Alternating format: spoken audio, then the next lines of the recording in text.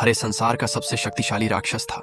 वह अक्सर नवजात बच्चों को निगल जाता था ताकि और ज्यादा लोगों की जान बचाई जा सके। उसकी तीसरी आंख भविष्य देख सकती थी। एक दिन जब उसने एक बच्चे की तस्वीर देखी तो वह अचानक डर गया, क्योंकि भविष्य में बड़ा होकर वही बच्चा अपने ही माता पिता की बेरहमी से हत्या करने वाला था। इस दुखद घटना को रोकने के लिए राक्षस ने उस बच्चे को खाने का फैसला किया, लेकिन बच्चे की मां ने उसे देख लिया। शोर सुनकर जब उसका पति अंदर आया तो उसने अपनी पत्नी को जमीन पर गिरा हुआ पाया। पुलिस आने के बाद पत्नी ने पूरी घटना बताई और उस राक्षस का जिक्र किया। उसका पति हैरान था। उसे लगा कि शायद उसकी पत्नी के सिर पर चोट लगी है और वह यह सब कल्पना कर रही है, लेकिन रॉस को यकीन था कि राक्षस सच में मौजूद है। राक्षस बच्चे को अपने घर ले गया, लेकिन जैसे ही वह उस पर हमला करने वाला था वह रुक गया।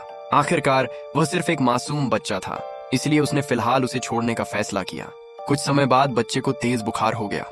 घर में दवा नहीं थी, इसलिए राक्षस दवा लेने बाहर गया। खरीदारी करते समय अचानक उसके शरीर में बदलाव होने लगे। भविष्य की डरावनी झलकियां फिर उसके दिमाग में चमकने लगी। दर्द इतना भयानक था कि वह जमीन पर गिर पड़ा। एक दुकान कर्मचारी उसकी मदद करने दौड़ा, लेकिन उसे देखकर डर गया। तब तक राक्षस ने पुलिस का ध्यान अपनी ओर खींच लिया था।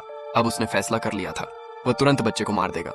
लेकिन उसी समय रॉस और उसके साथी वहां पहुंच गए और राक्षस से लड़ने लगे। पुलिस स्टेशन ले जाए जाने के बाद राक्षस ने आखिरकार सच बताया। 19 साल बाद वही बच्चा अपने माता पिता की बेरहमी से हत्या करेगा।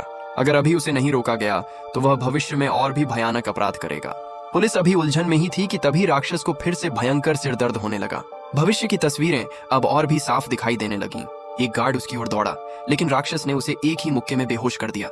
जब तक रॉस वहां पहुंचा, राक्षस भाग चुका था। उधर बच्चे के पिता को सब पता चल गया। उसने तुरंत घर के सारे दरवाजे और खिड़कियां बंद कर दी, लेकिन अब बहुत देर हो चुकी थी।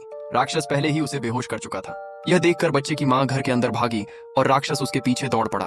खुशकिस्मती से रॉस सही समय पर पहुंच गया और उसने राक्षस को रोक लिया। संघर्ष के दौरान राक्षस सीढ़ियों से गिर पड़ा और उसका सिर जमीन से जोर से टकराया। उसी समय एक कंबल ने सबका ध्यान खींचा। उस पर टेडी बियर का डिजाइन बना हुआ था और उसे देखकर रॉस को अचानक शक होने लगा।